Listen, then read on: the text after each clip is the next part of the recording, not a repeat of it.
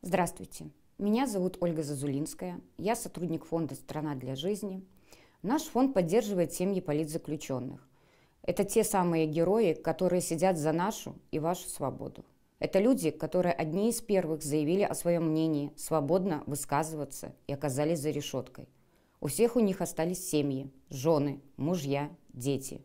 И мы считаем, что наша обязанность поддерживать этих людей, подставить плечо в это непростое для нас всех время. Сегодня мы говорим с Анной Коноваловой. Это мужественная женщина, которая была вынуждена покинуть страну, а в СИЗО Новоалдарского осталась ее дочь Антонина Коновалова и ее зять, муж Антонины, Сергей Ярошевич. Здравствуйте, Анна. Здравствуйте. Вначале хочу сказать вам огромное спасибо, что согласились встретиться с нами и нашли на это время. Я знаю, что с двумя детками это очень и очень непросто. Подскажите, вы сейчас находитесь в Польше вместе с детьми, верно? Верно, да, верно. Скажите, как произошло так, что вам пришлось уехать?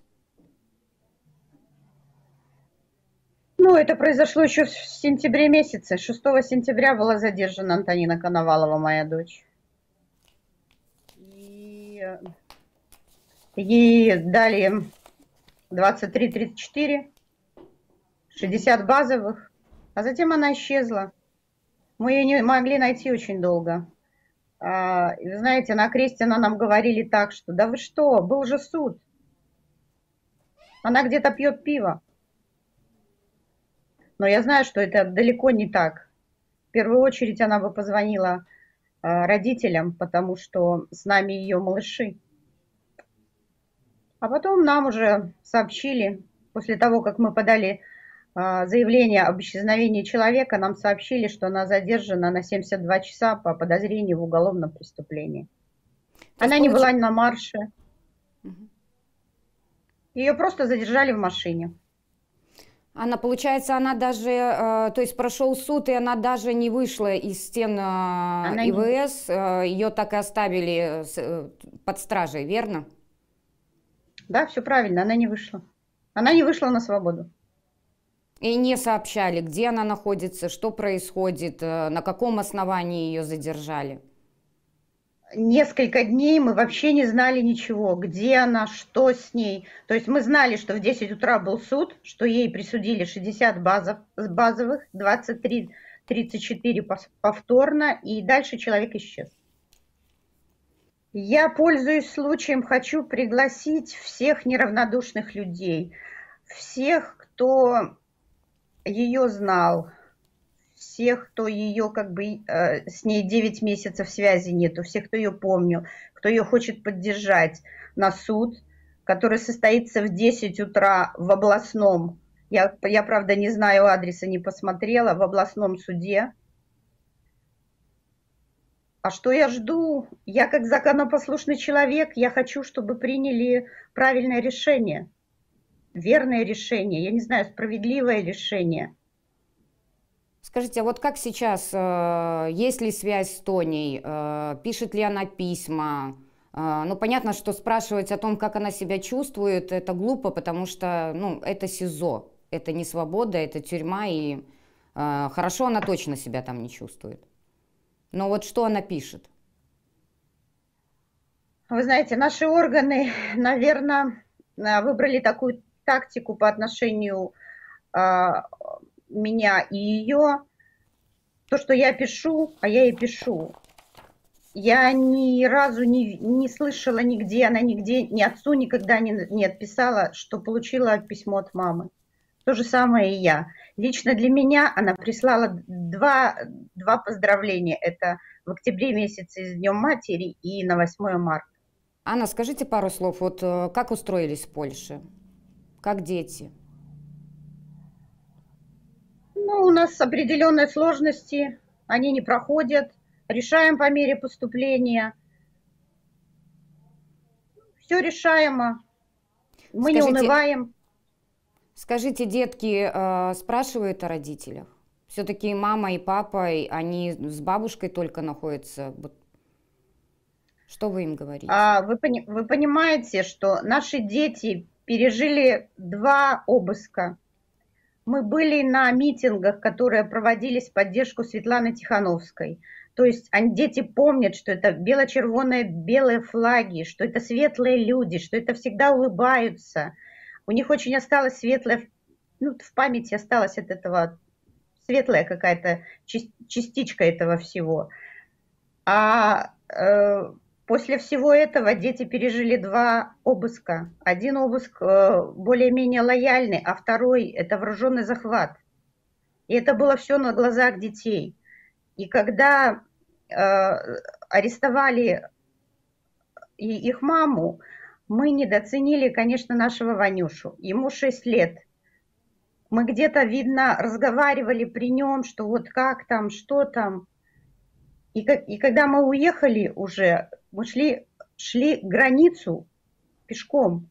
То есть вот эту всю нейтральную полосы наших пограничников, еще таможню, вот это все, мы все шли пешком в 3 часа ночи. И Ванюша у меня спрашивает: бабуля, а правда нашу маму арестовали? Нет, он не сказал так: правда наша мама в тюрьме? Вы поймите меня, я сказала ему правду.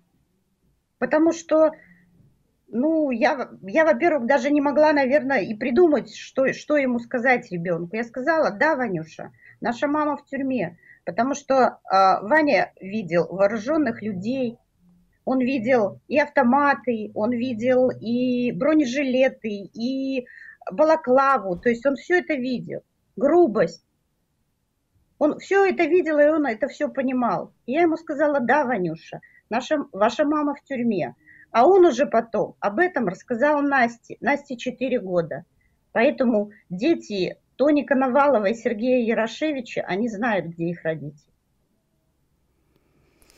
Это очень непросто.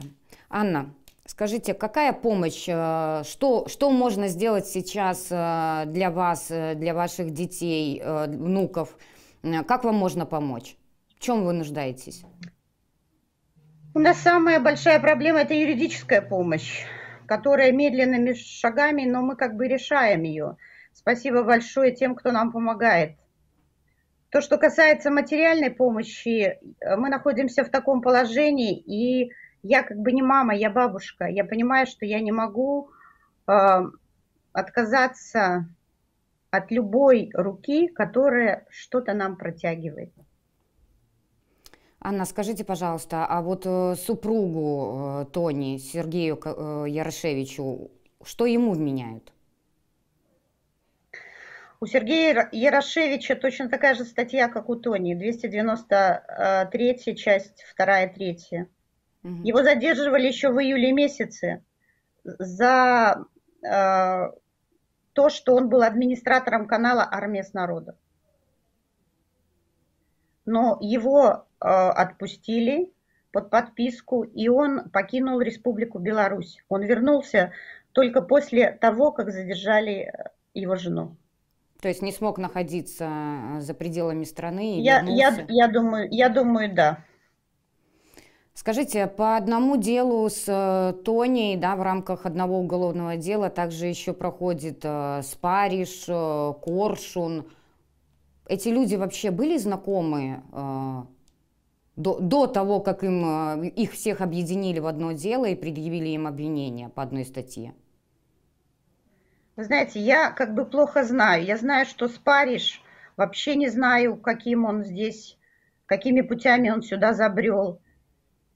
Я подозреваю, что моя дочь и зять – это потому, что муж и жена.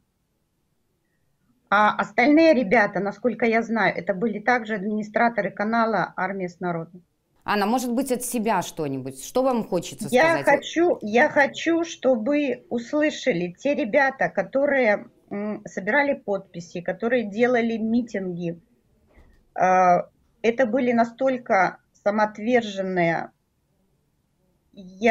хорошие, которые, вот вы понимаете, случаи, когда они очень много раз заезжали к нам домой, мы старались обеспечить им отдых, потому что мы знали, что сегодня они где-то ночуют, митинг провели, где-то ночуют, непонятно, у них даже нет места, где они могли бы переночевать.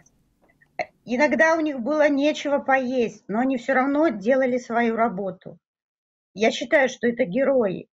Эти герои, они не нарушали законодательства никакого, они не нарушали, я не знаю, даже ничьих прав.